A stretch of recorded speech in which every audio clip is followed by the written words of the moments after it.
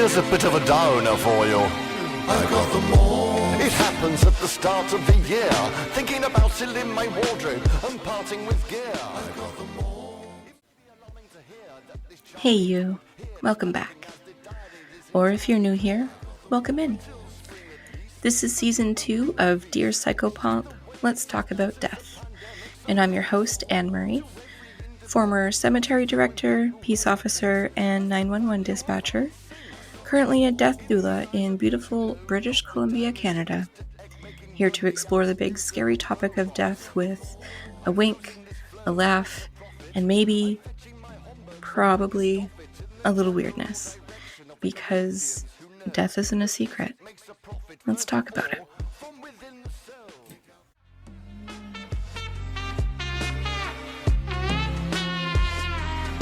Kick out the moles.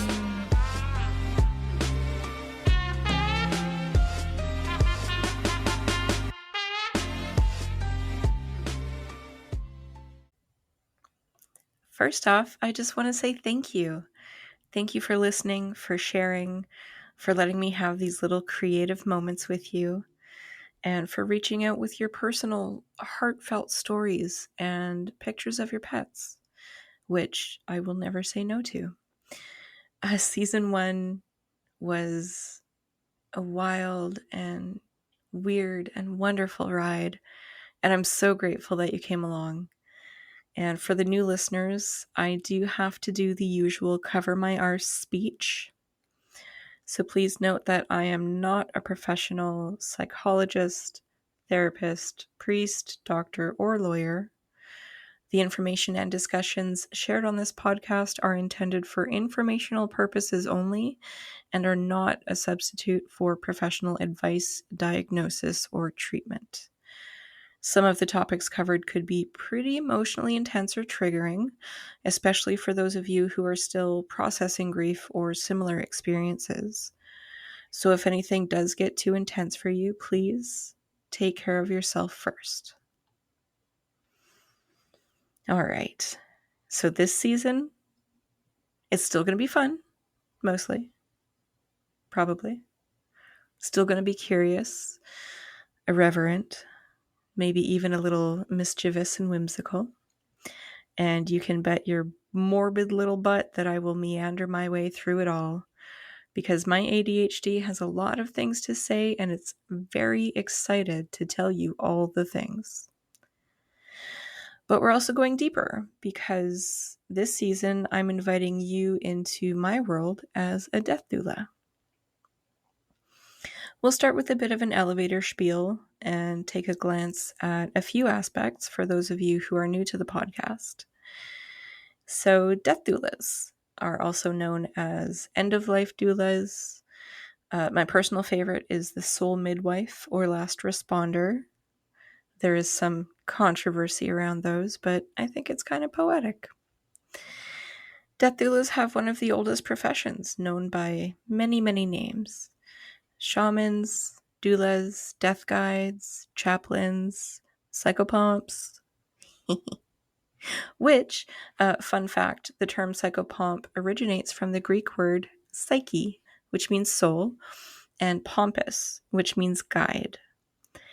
And while the exact nature and responsibilities of a psychopomp vary across belief systems, they're generally viewed as spiritual guides of living souls. Psychopomps are often depicted as compassionate figures who help souls transition peacefully, offering comfort during the passage. And in different cultures, psychopomps can take many forms, physical or otherwise. And once again, I'd like to clarify, I'm not calling myself a psychopomp in any professional or grandiose sense. I'm not being cocky or putting myself on a pedestal. It's a term of endearment that a beloved client friend of mine once used to describe me before he died. He said he loved me and called me his Dear Psychopomp. And that kind of just rooted itself into my heart.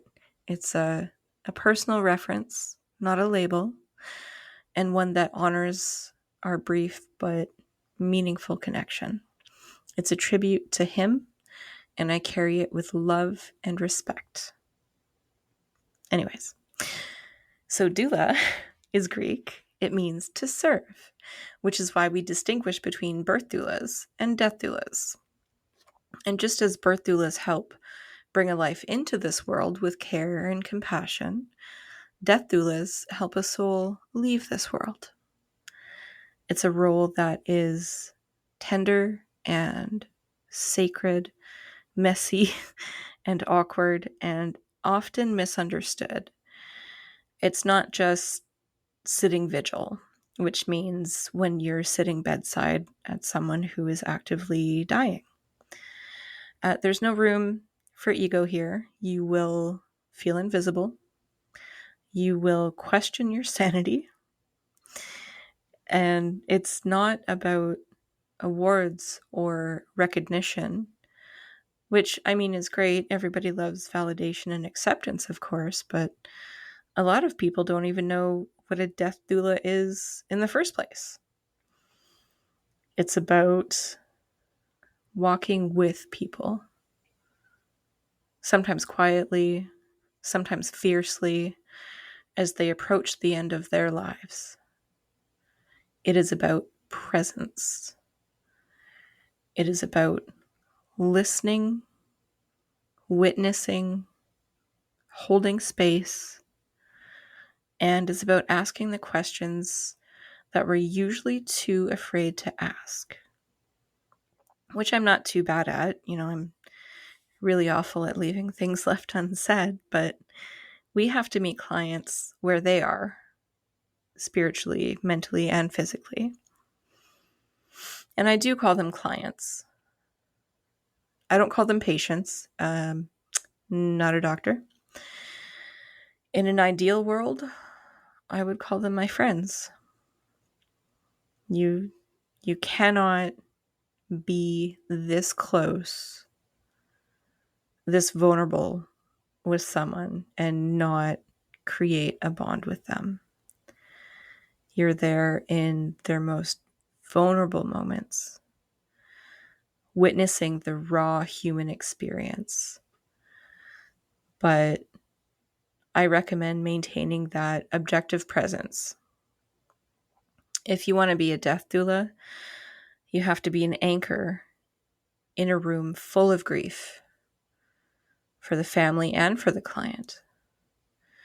You will want to give your heart and soul to every single person in hopes that it may ease their pain and their passing even just a little bit. But you can't.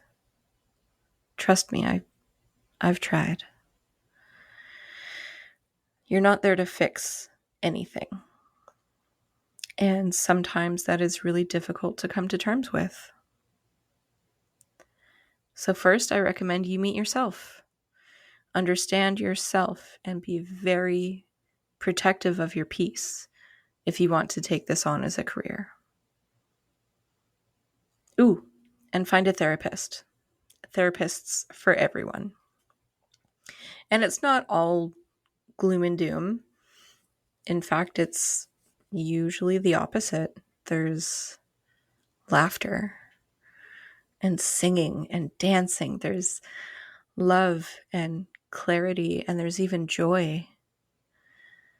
But there's also business plans, insurance, licenses, local legislation, scheduling, market research, the whole shebang.